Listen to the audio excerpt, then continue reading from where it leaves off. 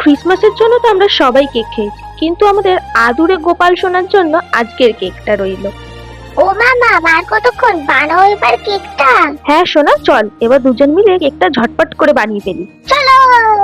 প্রথমে গরম জল করে তাতে একটু চিনি মিশিয়ে তার মধ্যে ভ্যানিলা এসেন্স দিয়ে কেটে রাখা মোরব্বা আর চেরি ফলটাকে ভিজিয়ে বেশ কিছুক্ষণ ঢাকা দিয়ে রেখে দেবো। আচ্ছা, এবার তাহলে কি করবে? এই তো সোনা, একটা বাটিতে একটু গরম দুধ নিয়ে এবার একে একে বিস্কিটস গুলোকে নেবো, নিয়ে তার থেকে ক্রিম গুলোকে আলাদা করে বিস্কিট গুলো সাইডে করে দেবো। যান বাবা, মামা ওখানে ক্রিম গুলো আলাদা করো, আমি এই ফাঁকে একটা বিস্কিট নিয়ে বানাই। সব কিন্তু দেখতে পাচ্ছি আমি। এটা তুমি কি করছো গো মামা? আলাদা করা ক্রিমটা এবার দুধের মধ্যে ভালো করে মিশিয়ে নিচ্ছি। এবার আমি জানি তুমি বাড়িতে বিস্কিট গুলো নিয়ে তার মধ্যে দুধ দেবে, তাই তো? হ্যাঁ সোনা, একদম ঠিক। ইয়ে, কি মজা কি মজা, আমি ঠিক বলেছি। আমার সোনা বাবাটা।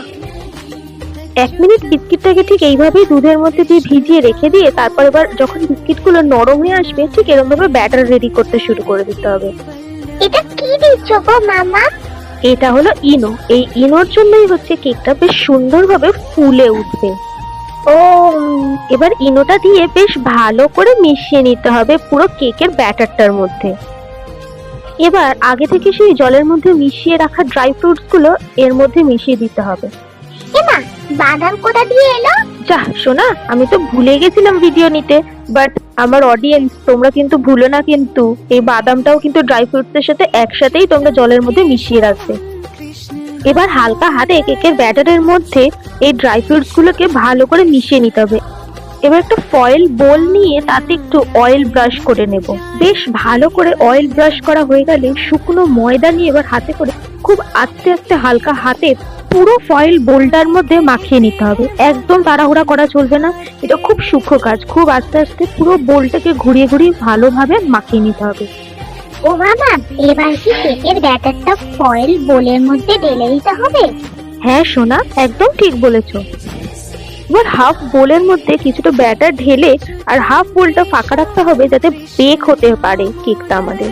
এবার গ্যাস অন করে তাতে চাটু রেখে তারপর একটা স্ট্যান্ড দিয়ে কেকের যে ফয়েলটা আমরা নিয়েছিলাম সেই কেকের ব্যাটার সমেত ফয়েলটা দিয়ে তার মধ্যে একটি থালা চাপা দিয়ে দিতে হবে। এবার ফ্লেমটা মিডিয়াম আর হাই এর একটু মাঝে রেখে কিছুক্ষণ বেক হতে দিতে হবে। কিছুক্ষণ পরে ঢাকনা তুলে দেখবে আর একটু টুথপিক দিয়ে ভেতরে গেঁথে দেখবে যে কেকটা পুরো সেদ্ধ হয়েছে কিনা। যদি দেখো যে টুথপিকের উপরে লেগে আসছে তাহলে আরো কিছুক্ষণ ঢাকা দিয়ে বেক হতে দেবে। এবার যদি দেখো যে টুথপিকে কেকের কোনো ব্যাটার লেগে উঠছে না তাহলে জানবে যে কেকটা পুরো রেডি হয়ে গেছে। দেন কেকটা নামিয়ে তার মধ্যে যে আগে থেকে সেই ক্রিম গুলোকে যে দুধের মধ্যে আমরা মিশিয়ে রেখেছিলাম সেই দুধ আর ক্রিমের মিশ্রণটা এখানে মিশিয়ে দিতে হবে একটুখানি গরম কেকটা নামানো অবস্থাতে। মামা, কি সুন্দর দেখতে লাগছে কেকটা। আমাকে একটা টুকরো দাও, আমি এখনই টেস্ট করে বলবো কতটা ইয়ামি হয়েছে। না সোনা, এটা তো খুব গরম এখন, এটা তুমি খেলে তোমার গরম লাগবে, তোমার জিভ পুড়ে যাবে। এটা ওভারনাইট এখন ফ্রিজে রেখে সেট হবে, দেন তোমাকে সকালবেলা ঠান্ডা ঠান্ডা সার্ভ করে দেবো। এটা তো তোমার জন্যই বানানো হয়েছে, এটা তো তুমিই খাবে, তুমি টেস্ট করবে না সেটা হয়? তাহলে বাবা তাড়াতাড়ি ঘুমিয়ে পড়ি। The next day.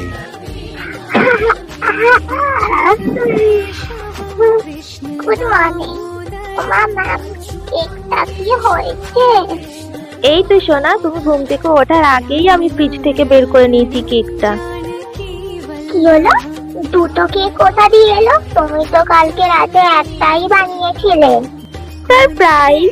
তুমি এখন একটা খাবে, আবার পরে আরেকটা সন্ধেবেলা খাবে। সত্যি মজা। তাহলে চলো অডিয়েন্সকে আমরা কেকটা ডিমোল্ড করে দেখিয়ে দিই কতটা সুন্দরভাবে বেক হয়েছে। চলো।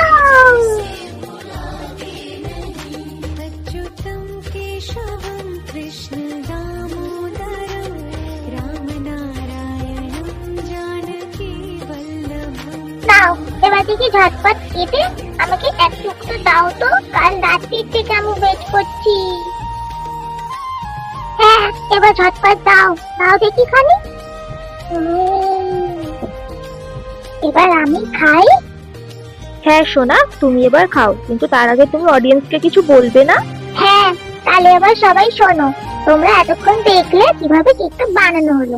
তোমরা কিন্তু সবাই সাবস্ক্রাইব করো চ্যানেলটা, আর লাইক করো, কমেন্টে রাধে রাধে লিখো।